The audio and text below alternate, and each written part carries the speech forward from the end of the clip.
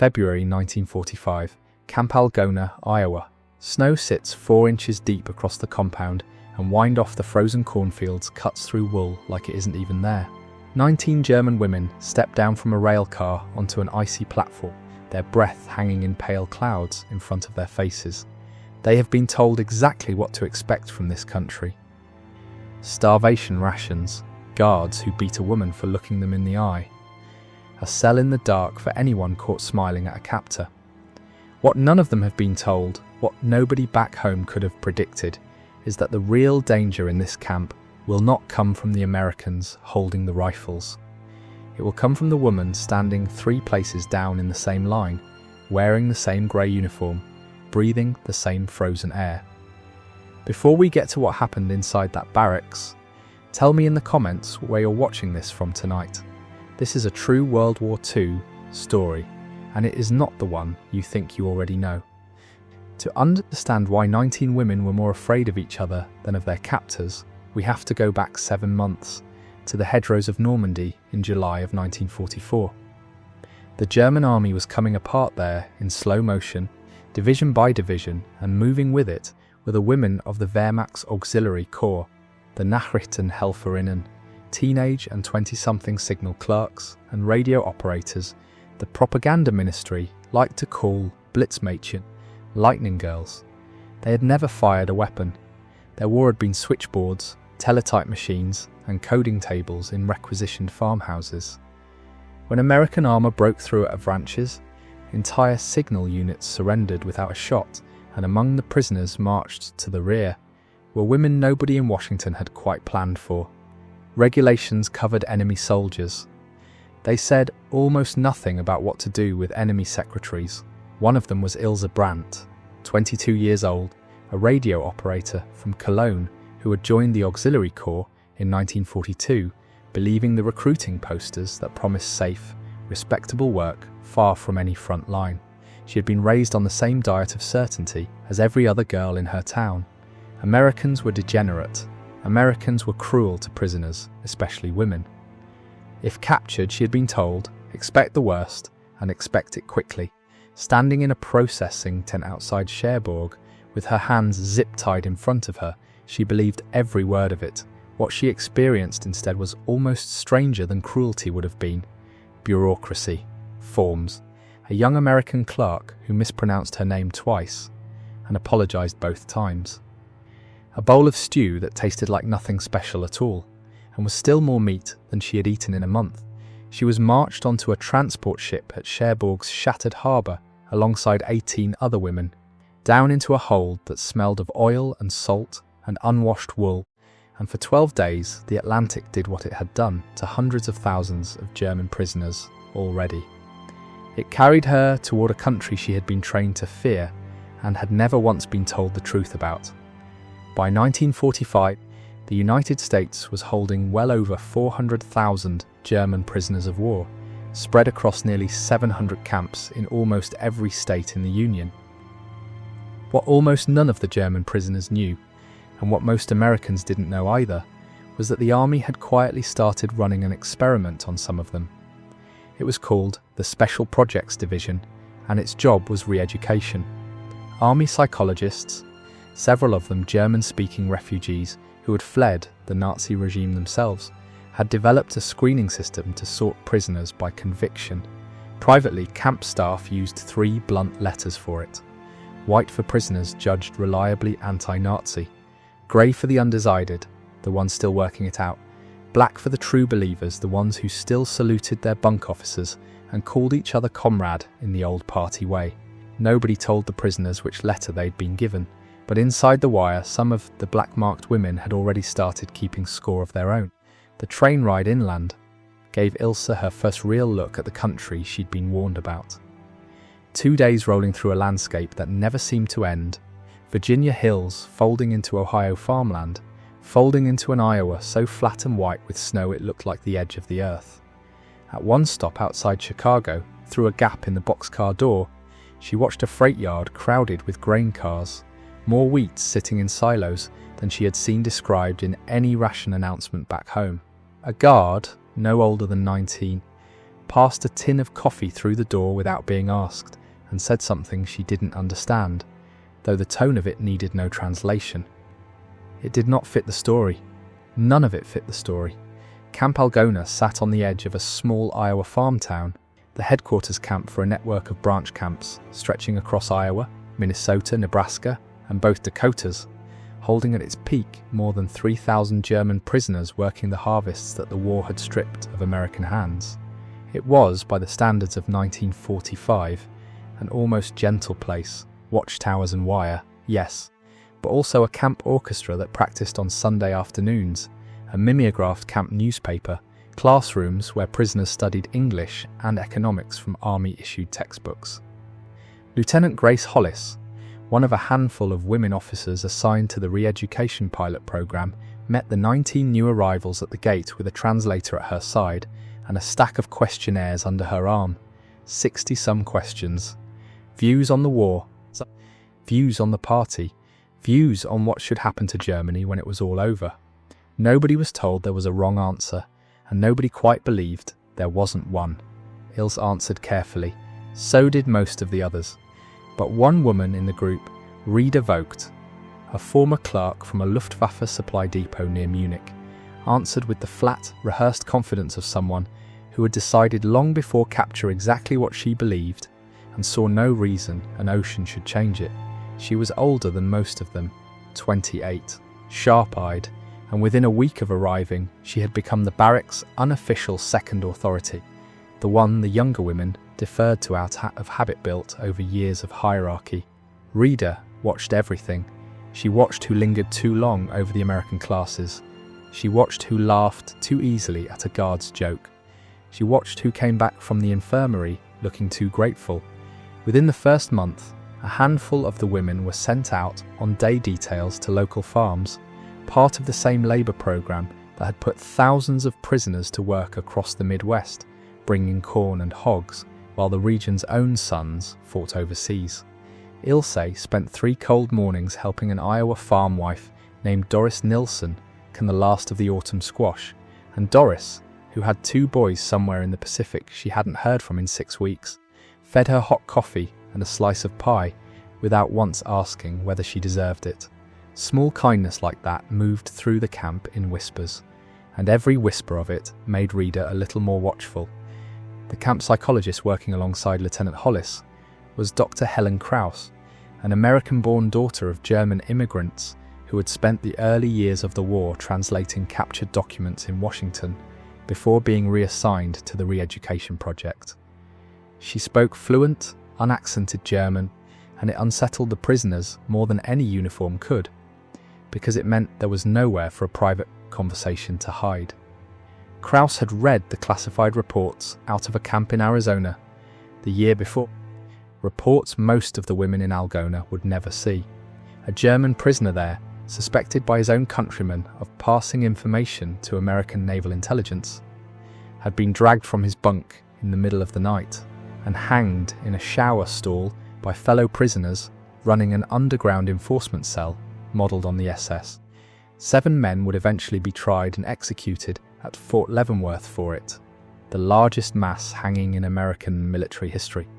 Krauss knew the ideology that had produced that killing didn't stop existing just because the prisoners wearing it were women instead of men, and she watched, Rita Vogt, with the particular attention of someone who had read that file too many times to be naive about what a barracks full of frightened, hierarchy-trained people could do to one of their own.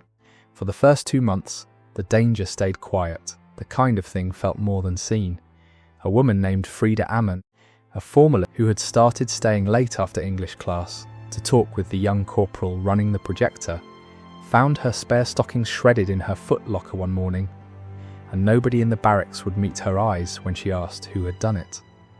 Another woman, caught humming an American song she'd picked up from the camp radio, was frozen out of meals for 3 days, her tray carried to a table alone, while conversation simply stopped whenever she walked past. Nothing that would show up in a guard's report. Nothing anyone could prove. Just a slow, deliberate cooling, administered by women who had spent their whole lives understanding exactly how much power a raised eyebrow could carry in a closed room. Ilse felt the current long before she understood it.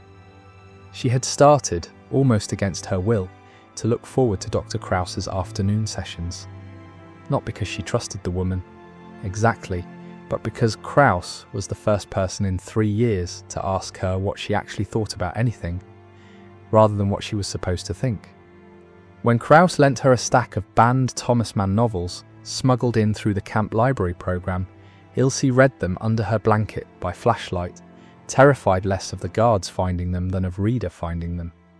One evening in April, coming back from the washhouse, she heard her own name in a hushed cluster of voices near the far bunks, followed by Reader's low, even tone, reminding the group what had happened to the man in Arizona and how quickly a barracks could decide, on its own, without any guard's permission, what a traitor deserved. That was the night Ilse understood.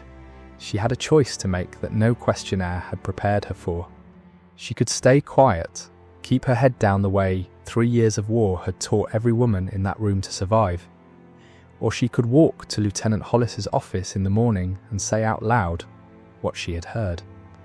She chose the second, and it cost her a sleepless night, imagining every possible consequence before she'd even reached the door.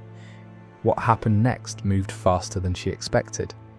Dr. Krause had been building a quiet file on Reader Vogt for weeks already, corroborating small reports from other prisoners too afraid to come forward on their own. Ilse's account was the piece that let the camp administration act. Within 10 days, 6 women, Reader among them, were transferred to a segregated compound reserved for prisoners classified black, a harder camp with fewer privileges, no re-education classes, and considerably more fence between them and anyone they might try to intimidate again. The remaining 13 women in Ilse's barracks, for the first time since their capture, slept through a night without listening for footsteps. Spring brought mail, slow and unreliable, sometimes taking 2 months to cross the ocean, but it came. Ilse's first letter told her that the house she'd grown up in, near Cologne's cathedral, had survived a bombing raid that had levelled the block around it, more by accident than mercy. Her mother wrote in careful, cautious sentences, the kind built by someone assuming a censor's eyes on every page. And Ilse understood, because she was writing the same way back, choosing her words twice before committing them to paper, afraid that saying she had been treated with any decency at all might read, to a nervous family or to whoever else might see that letter, as confession of something disloyal. It was a strange kind of prison, writing a lie of omission to the one person on earth she still trusted completely. By early summer, Ilse had been selected, along with a small group of other white classified prisoners from camps across the Midwest, for a special program the army was quietly running in New England, an intensive school teaching journalism, civics, and the mechanics of a free press to prisoners judged capable of returning home and helping rebuild something out of the wreckage.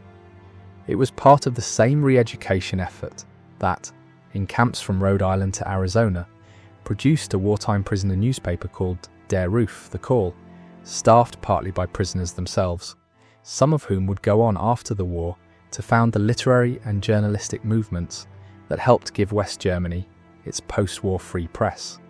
Ilse spent 3 weeks in a converted barracks classroom, learning what a newsroom without a ministry of propaganda standing over it was even supposed to look like. It was, she wrote later, the strangest kind of homework. Learning how to doubt, May 8, 1945, found her back in Iowa when the announcement came over the camp loudspeaker. Germany had surrendered. In the mess hall that evening there was no celebration among the German prisoners, only a heavy, complicated quiet. The same quiet Ilse imagined must have filled every camp from Texas to Nebraska that night. Repatriation would come in stages over the following year, and for the reclassified white prisoners like Ilse, not of what America might still do to them, but of what Germany would think of women who had spent a year in American classrooms learning to question everything they'd been raised to believe. Some worried what a suspicious neighbour might whisper. Others worried, more practically, about which occupation zone their families now sat inside, Soviet, British, or American, each one rumoured to treat returning collaborators very differently. Ilse chose to go home anyway, in the spring of 1946, back to a Cologne that was mostly gravel and standing chimneys, back to a mother who had survived and a city that needed, more than almost anything else, people willing to ask hard questions in print. She spent 2 years typesetting and proofreading for one of the licensed newspapers the occupying powers allowed to reopen, then over a decade rising to edit her own small regional paper, one of hundreds of post-war German publications staffed in part by former prisoners who had passed through American re-education classrooms without anyone in their hometowns ever quite knowing where they'd learned the habits of a free press. She kept in occasional contact with Dr. Krauss for the rest of her life, letters crossing the Atlantic every few years, each one a little thinner on details and a little richer in what mattered. Reed Evoked was quietly repatriated more than a year after the others, released from the segregated compound only once the war's end made her ideology a curiosity rather than a threat. And what became of her afterward, Ilse never learned. Some stories don't come with a bow on them. Some of them just end at a fence line, unresolved, the way most real history actually does. In 1974, on the 30th anniversary of her capture, a small Iowa newspaper ran a short piece about the re-education program at Camp Algona, mentioning almost in passing the elaborate nativity scene a group of prisoners had carved and built there in the winter of 1945. Life-sized wooden and plaster figures, the town still displays every Christmas to this day, a strange, tender monument built by the same barbed wire population, a headline once called The Enemy. Elagabalus didn't just want to act like a woman. Nobody in that article mentioned the 19 women who had arrived in the snow that February, or the 6 who never came back from the segregated compound, or the quiet decision one 22-year-old radio operator made in a lieutenant's office that decided which of those 2 outcomes the rest of them would get. The post-war story of Germany usually gets told through generals and treaties and the rubble of its cities. It rarely gets told through a barracks classroom in Iowa, where a handful of frightened young women had to decide, with no officer standing over them, and no party watching, whether they still believed what they'd been raised to believe, and whether they were willing to risk everything to say so out loud to the person standing 3 bunks down. If this is the kind of history you came here for, the kind that never made it into the textbook chapter, subscribe, hit the like button, and stick around, because there are more stories like this one still buried in the paperwork, and down in the comments, tell me honestly. If you'd been the one who overheard that threat in the dark, would you have walked to that office the next morning, or would you have stayed quiet the way 3 years of war had taught you to survive?